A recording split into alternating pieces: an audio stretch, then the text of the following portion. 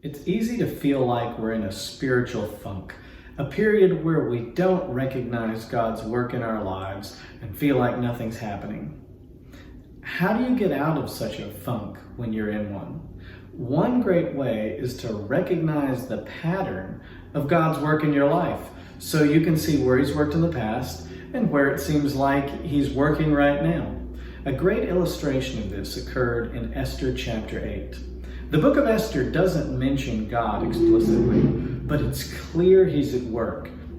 This chapter is a case in point.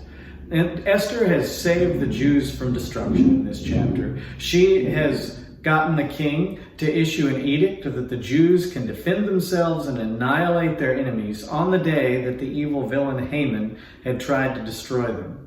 And at the end of the chapter, here's what we read. And many from the peoples of the country declared themselves Jews, for fear of the Jews had fallen on them.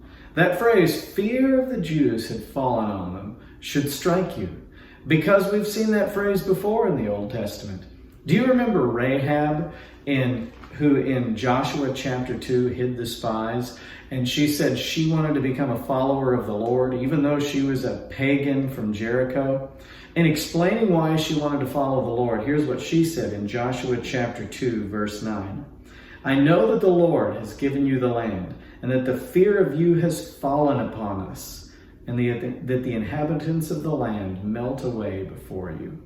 God was working in this period of the conquest of Canaan, and the evidence was that the fear of God fell on the people.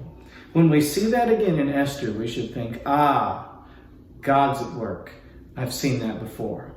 So examine your life today. Try to find out what's happening in your life today that happened in the past when God was at work.